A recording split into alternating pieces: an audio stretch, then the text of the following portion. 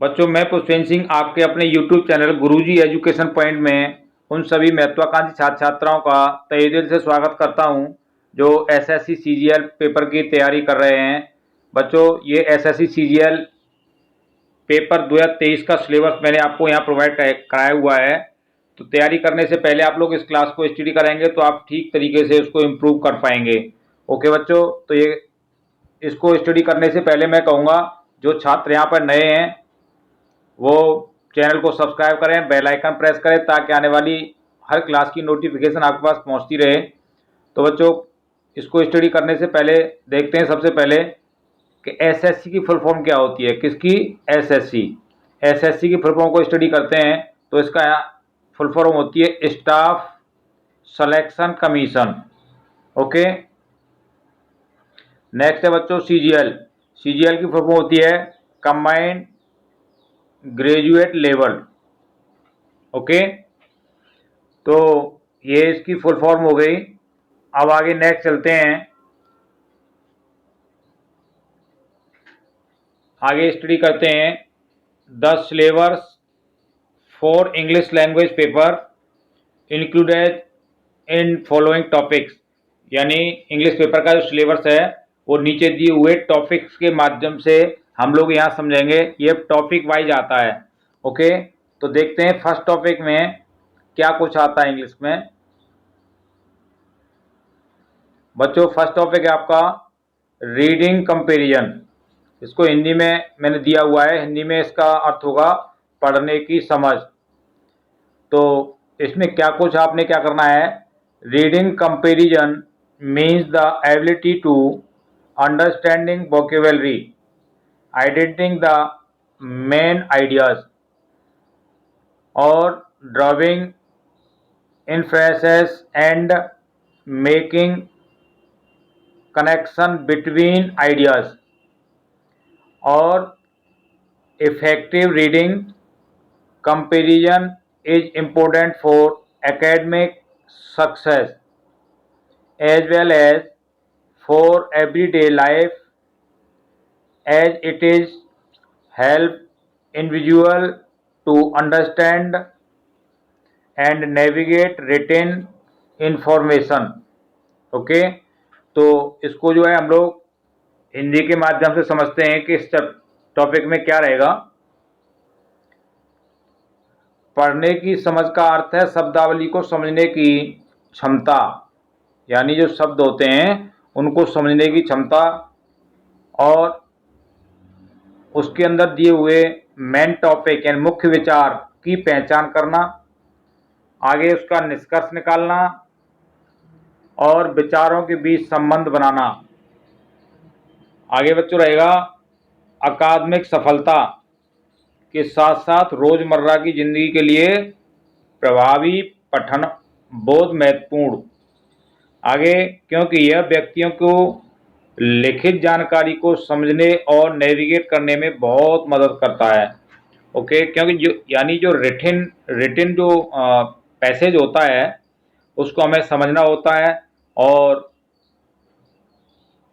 आगे नेक्स्ट चलते हैं, नेक्स्ट टॉपिक है बच्चों आपका वोकैब्युलरी, जिसका हिंदी अर्थ होता है शब्दावली। और इस सेक्शन के माध्यम समझते हैं कि इस सेक्शन में आपके लिए क्या रहेगा। This section tested the candidates knowledge of word. इस सेक्शन के अंदर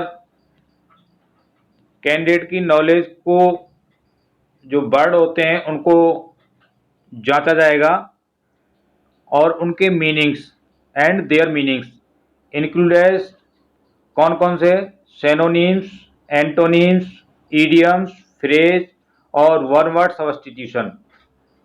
और इसके साथ साथ इसकी स्पेलिंग भी आपकी जच होगी। तो इन सारी चीज़ों को इस सेक्शन के माध्यम से आपकी जांच की जाएगी कि आप कितनी कैपेसिटी अपने अंदर रखते हैं। तो बच्चों, एंड यूज ऑफ वर्ड्स, और इन वर्डों का आप यूज कैसे करते हैं। तो बच्चों, मैंने ना यहाँ ढेर सारी क्लास प्रिपेयर की हुई हैं और उन क्लासों की लिंक आपको नोटिफिकेशन में प्रोवाइड कराऊंगा, आप लोग वहाँ से स्टडी कर सकते हैं। ओके, तो नेक्स्ट देखते हैं बच्चों कौन सा टॉपिक है आपका। नेक्स्ट टॉपिक रहेगा बच्चों ग्रामर। कौन सा रहेगा? ग्रामर, जिसका हिंदी अर्थ होता है व्याकरण। मैं कहूँगा grammar is the most important topic of English language, of any language भी कह सकते हैं, क्योंकि ग्रामर के ऊपर ही संपूर्ण नॉलेज लैंग्वेज टिकी हुई है। ओके, तो बच्चों इस सेक्शन में आपके लिए क्या रहेगा? This section tested the candidate knowledge of grammars rule. इस सेक्शन के अंतर्गत क्या रहेगा? ग्रामर के रूल्स का टेस्ट किया जाएगा कि आपके अंदर कितनी इसकी नॉलेज है। And their application it included topic such as, कौन कौन से? टेंस, वॉइस, नरेशन और सब्जेक्ट करेक्शन एंड मोर। तो यहाँ ग्रामर में आपको पूर्ण रूप से, मैंने यहाँ ग्रामर की क्लास ऑलरेडी प्रिपेयर की हुई है कि ग्रामर क्या होता है, इसके कौन कौन से भाग होते हैं और ये सारी चीज़ें, ये क्लास ऑलरेडी मैंने प्रिपेयर की हुई है। तो आप लोगों को ना इसकी नोटिफिकेशन में आपको इसकी लिंक आपको जो है मैं प्रोवाइड कराऊंगा, आप लोग यहाँ से इसको स्टडी कर सकते हैं। ओके बच्चों, तो नेक्स्ट आपकी रहेगी वर्बल एबिलिटी, मौखिक क्षमता। तो इस सेक्शन में आपके लिए क्या टेस्ट रहेगा? This section tested the candidates ability to use English language effectivity. इस सेक्शन के अंतर्गत इंग्लिश में कितने इफेक्टिव स्टूडेंट हैं, इस चीज़ की जांच की जाएगी। Included topics such as sentence completion, sentence agreements, sentence improvement and more. कि आप लोग जो है सेंटेंस किस तरीके से बनाते हो, बनाने में कितने इफेक्टिव हो, कितने प्रभावशाली हो, ये सारी चीज़ें आपके इस सेक्शन में टेस्ट की जाएंगी। सो नेक्स्ट सेक्शन की तरफ चलते हैं। तो नेक्स्ट सेक्शन में बच्चों देखते हैं क्या है। नेक्स्ट सेक्शन आपका सिनोनिम्स एंड एंटोनिम्स, जिसको हिंदी में पर्यायवाची और विलोम कहते हैं। तो इस सेक्शन में आपका क्या टेस्ट किया जाएगा? This section tested the candidate knowledge of synonyms और एंटोनिम्स। ओके, तो बच्चों नेक्स्ट सेक्शन है आपका, उस पर चलते हैं। ये था आपका पांचवा। अब छठवें सेक्शन पर चलते हैं। Idioms and phrase. क्या नाम है इसका? ईडियम्स एंड फ्रेज, जिसमें ईडियम्स मीन्स होता है मुहावरे और फ्रेज मीन्स होता है वाक्यांश। यानी जो मुहावरे दिए होंगे उनको वाक्य में आप किस तरीके से एक्सप्लेन करते हो, ये इस चीज़ की जांच इसमें होगी। तो और एक बार इसको और स्टडी कर लेते हैं। This section tested the candidate knowledge of commonly used idioms and phrase in the English language. यानी आपको इंग्लिश में ही ईडियम्स यानी मुहावरे आएंगे और उनको वाक्यों को इंग्लिश में ही आपने एक्सप्लेन करना है इस सेक्शन के अंतर्गत। ओके, तो यहाँ आपके छः पॉइंट कंप्लीट हो चुके हैं। अब सातवें पॉइंट की तरफ चलते हैं। सातवां आपका टॉपिक रहेगा वन वर्ड सब्स्टिट्यूशन, एक शब्द प्रतिस्थापन। यानी एक सेंटेंस दिया होगा और उसका आपको एक वर्ड में कंप्लीट करना है। वो कैसे करना है?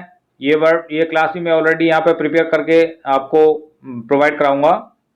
सो that start next this section tested the candidates ability to replace a group of word with a single word. यानी इस सेक्शन के अंतर्गत कैंडिडेट की योग्यता को किसमें? एक ग्रुप ऑफ वर्ड्स, यानी ग्रुप एक वर्ड बस मीन्स होता है शब्दों का एक समूह, उसको किसमें रिप्लेस करना है? सिंगल वर्ड में, एक वर्ड में आपको यहाँ से इसको रिप्लेस करना है, बदलना है। ओके, तो नेक्स्ट आपका सेक्शन रहेगा, उसको स्टडी करते हैं। स्पेलिंग। स्पेलिंग भी बहुत मायने रखती हैं इंग्लिश लैंग्वेज के अंतर्गत, और स्पेलिंग के साथ साथ इसका उच्चारण भी बड़ा मायने रखता है। ओके बच्चों, जिसका हिंदी अर्थ होता है वर्तनी। स्पेलिंग का हिंदी अर्थ क्या होता है? वर्तनी। तो this section tested the candidate ability to spell word of correctly. यानी आपको इस सेक्शन के अंतर्गत मीनिंग दिए जाएंगे और उन मीनिंग्स में करेक्ट स्पेलिंग को आपने जज करना है कि इसकी करेक्ट स्पेलिंग क्या है। तो ये 8वां आपका सेक्शन है। इस सेक्शन के बाद में नेक्स्ट सेक्शन पे आप चलते हैं। तो वो जो नेक्स्ट सेक्शन आपका रहेगा active and passive voice. Active and passive voice, okay. Active passive भी एक ऐसी भाषा है जिसको हम रूपांतरित करके अपने भावों को व्यक्त करते हैं, और इसकी क्लास मैं जो है प्रिपेयर कर चुका हूं, और आपको इसकी लिंक भी आपके डिस्क्रिप्शन में प्रोवाइड कराई जाएगी। आप लोग वहां से इसको स्टडी करते हैं। कहते हैं ज्ञान सने सने बढ़ता है, एक साथ छलांग नहीं लगाता। तो इसको इंग्लिश में अगर कन्वर्ट करते हैं तो क्या होगा, knowledge developed step by step, its can not increase at once. Okay, तो अब यहाँ इसको स्टडी करते हैं। This section tested the candidates knowledge of changing sentences from active voice to passive voice. Okay, तो एक्टिव के बारे में एक बार थोड़ा सा बताऊंगा। यानी जो सेंटेंस हम लोग बनाते हैं उनको हम एक्टिव वॉइस कहते हैं, और इनको रूपांतरित करके परिवर्तित जो करते हैं वाक्यों को, उनको क्या कहते हैं, पैसिव वॉइस। तो इसकी क्लास भी मैंने यहाँ प्रिपेयर की हुई है, शायद 2 से 3 क्लासों में कंप्लीट है। तो आप लोग यहाँ से इसको स्टडी कर सकते हैं। और फिर वही है कि ज्ञान सने सने बढ़ता है, एक साथ छलांग नहीं लगाता। So that get ready to learn more and get more marks. Okay बच्चों, आगे नेक्स्ट टॉपिक पे चलते हैं। आपका नेक्स्ट टॉपिक रहेगा बच्चों डायरेक्ट एंड इनडायरेक्ट। देखिए, डायरेक्ट एंड इनडायरेक्ट स्पीच, प्रत्यक्ष और अप्रत्यक्ष वाणी, यानी वक्ता द्वारा कही हुई बात को अपने शब्दों में व्यक्त करने की कला को इनडायरेक्ट कहते हैं। तो बच्चों, क्लास को पूर्ण रूप से देखें, तभी समझ में आएगा कि टोटल सिलेबस क्या होगा और उसमें हमने क्या क्या स्टडी करना है।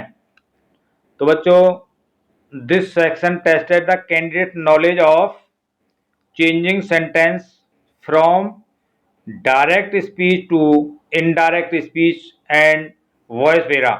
यानी इस सेक्शन के अंतर्गत कैंडिडेट के नॉलेज को किस में जज किया जाएगा, डायरेक्ट स्पीच को इनडायरेक्ट में किस तरीके से चेंज किया जाता है। तो वो मैंने आपको बताया कि वक्ता द्वारा कही हुई बात को अपने भावों के द्वारा प्रकट करने को इनडायरेक्ट स्पीच कहते हैं। तो आप लोग जो है डायरेक्ट इनडायरेक्ट की क्लास मैंने 3 भागों में यहाँ विभाजित की है, कंप्लीट की है। 3 इसकी क्लास होंगी, इसकी भी लिंक आपको यहाँ प्रोवाइड कराऊंगा। सो आप लोग यहाँ से इसको स्टडी कर सकते हैं। ओके गाइस, तो चलते हैं नेक्स्ट टॉपिक पर। और आपका नेक्स्ट टॉपिक रहेगा सेंटेंस करेक्शन। क्या रहेगा, सेंटेंस करेक्शन। ये भी बड़ा ही इंपॉर्टेंट है। इसके अंतर्गत हम लोग जो है वाक्यों को करेक्शन में कन्वर्ट करेंगे। इसमें आपकी हेल्पिंग वर्ब भी हो सकती है, इसमें आपकी मेन वर्ब भी हो सकती है, इसमें कुछ भी हो सकता है। सेंटेंस में आप उन सेंटेंस को कंप्लीट करेंगे, करेक्ट करेंगे। तो आइए इसको स्टडी करते हैं।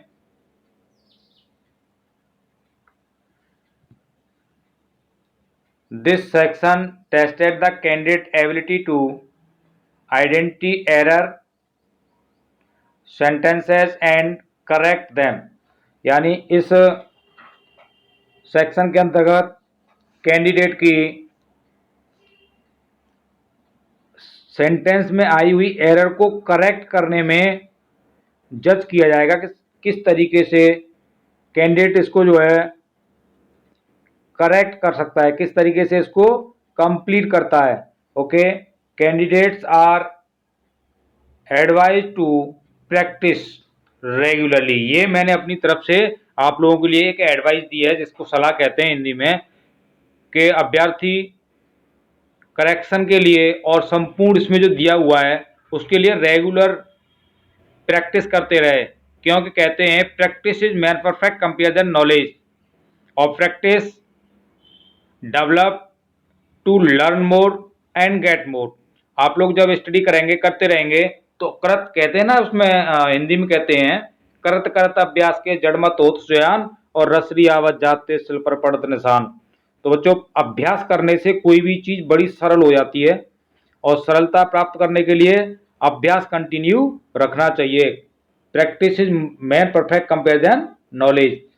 और आगे बच्चों क्या है, and refer to standard grammar, और अपनी ग्रामर को स्टैंडर्ड बनाएं, और vocabulary books to excel in this section, और अपनी वोकेबलरी शब्दावली को भी बढ़ाएं। शब्दावली कब बढ़ेगी, आप लोग जब स्टडी करेंगे। तो स्टडी करते करते आप लोग कंप्लीटली परफेक्ट कैंडिडेट हो सकते हैं। तो इसको एक बार हिंदी में मैंने परिभाषित और हिंदी में भी दिया हुआ है, इसको और एक बार स्टडी करते हैं। वैसे तो मैंने सब कुछ बता ही दिया है। यह खंड वाक्यों में त्रुटियों की पहचान कराने और उन्हें ठीक करने की उम्मीदवार की क्षमता का परीक्षण करता है। ठीक है कि नहीं? यानी वाक्यों में जो एरर होंगी उनको पहचान करके ठीक करने की क्षमता का परीक्षण करेगा, और उम्मीदवार को सलाह दी जाती है। इसलिए मैंने इसको हिंदी में परिभाषित किया हुआ है, ताकि आप लोग पूर्ण रूप से समझ सकें। क्या आपको यह सलाह दी जाती है कि नियमित रूप से अभ्यास करें, और इस खंड में उत्कृष्ट प्राप्त करने के लिए व्याकरण और शब्दावली की पुस्तकों का अध्ययन करें, ताकि आप लोग कंप्लीटली इस पेपर को सॉल्व करके आ सकें।